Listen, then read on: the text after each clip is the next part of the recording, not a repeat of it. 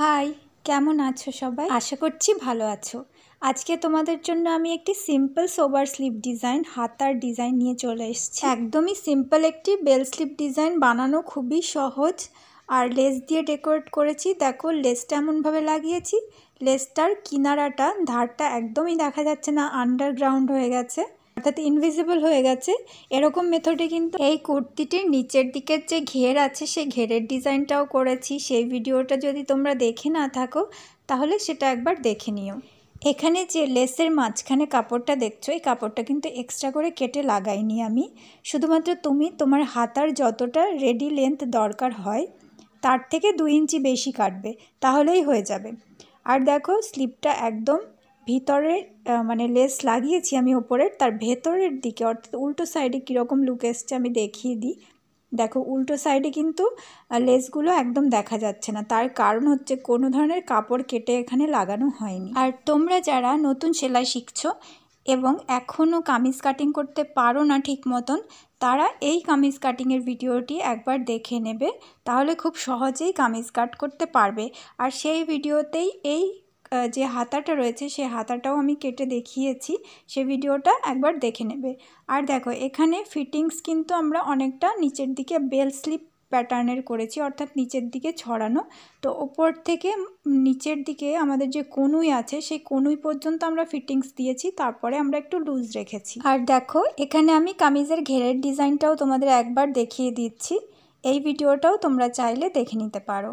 আর এই কুর্তিটির পেছন দিকে আমি এরকম কিভাবে চেন লাগাতে হয় সেই সংক্রান্ত ভিডিও বানিয়েছিলাম, সেটাও আপলোড হয়ে আছে। তোমরা যারা চেন লাগাতে জানো না তারা এই ভিডিওটি দেখে চেন লাগানোটা শিখে নিতে পারো। প্রত্যেকটা ভিডিওর লিঙ্ক ডেসক্রিপশনে পেয়ে যাবে, অথবা চ্যানেল ভিজিট করেও দেখতে পারো। আর এই হাতার নিচের দিকটা অনেকটা পাকিস্তানি স্টাইল বেল স্লিভ ডিজাইনের করা হয়েছে। তাহলে চলো শিখে নাও কিভাবে সহজ মেথডে লেস লাগিয়ে তোমরা একটি হাতা বানাতে পারো। তো এখানে আমি হাতাটা কেটে রেখেছি। তোমরা যারা নতুন সেলাই শিখছো তাদেরকে আমি একদিন প্রপারভাবে কিভাবে হাতা কাট করতে হয় সে সংক্রান্ত ভিডিও দিয়ে দেব। তো এখানে আমি যেই লেসটা ইউজ করছি, দেখো লেসের এই মাথাগুলো কিন্তু নিচের দিকে আসবে রেডি হওয়ার পরে। তো সেই কারণে এখন আমাদের কি করতে হবে, লেসের এই মুখগুলো বা মাথাগুলো বা যে ডিজাইনটা রয়েছে সেটা ওপরের দিকে রাখতে হবে, আর হাতার কাপড়ের সোজা সাইডের উপরে রাখতে হবে। এখন দেখো 1/2 ইঞ্চি মতন হাতার কাপড়টা একবার ভাঁজ করে এই লেসের অর্ধেকটা এরকম ঢেকে দিচ্ছি আমি। আমার হাতার নিচের অংশে দেখো ফিনিশিং রয়েছে, সে কারণে আমি একবার ভাঁজ করেছি এখানে, যেহেতু সুতো বেরিয়ে যাবে না। তোমাদের যদি ফিনিশিং না থাকে তাহলে 2বার ভাঁজ করবে। আর দেখো এবার এরকম লম্বালম্বি সেলাই করে যাব। আর এখানে তুমি লেসের যতটা বাইরের দিকে বের করে রাখতে চাও, দেখাতে চাও, ততটা বাদ দিয়ে বাকিটা ঢেকে দেবে। তো এরকম ঢেকে দিয়ে উপর দিয়ে এরকম সেলাই করে নিচ্ছি। এরকমভাবে সেলাই করার ফলে লেসের যে কিনারাটা আছে, ধারটা আছে, সেটা ঢেকে যাবে।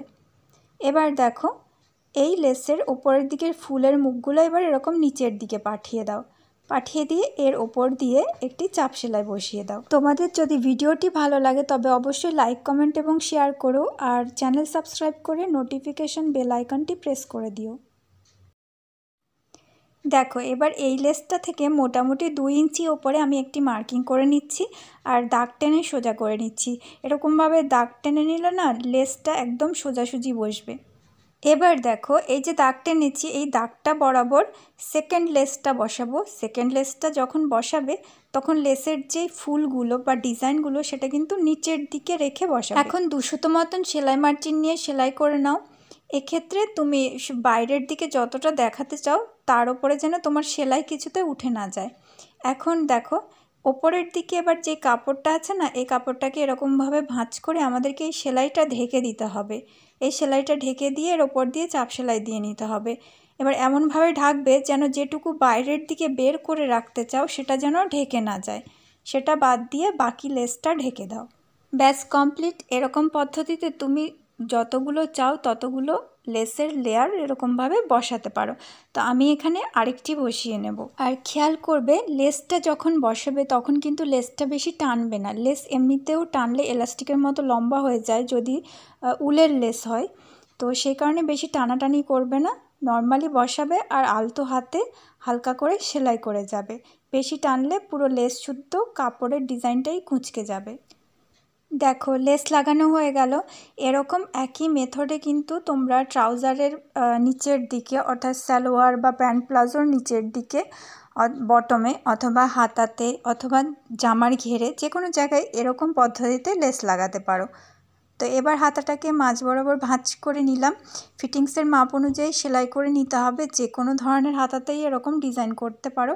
দেখো একদম স্টার্টিংয়ে আমি কি করছি, 1/2 ইঞ্চি মতন মার্জিন নিয়ে স্টার্ট করছি। তারপর একদম কনুইয়ের যে জায়গাটা আছে সেখানে আমি ফিটিংসের মাপ বসাবো। তো এরকমভাবে কনুইয়ের জায়গাটা পর্যন্ত আসার পর বাকিটা নর্মাল ফিটিংস যেরকম হয় আমাদের সেরকমভাবে সেলাই করে নেব। তাহলেই বেল স্লিভের ডিজাইন চলে আসবে। তো আজকের জন্য এইটুকুই। ক্রিয়েট এ স্টাইলের নেক্সট ভিডিওর জন্য অপেক্ষা করো। টাটা।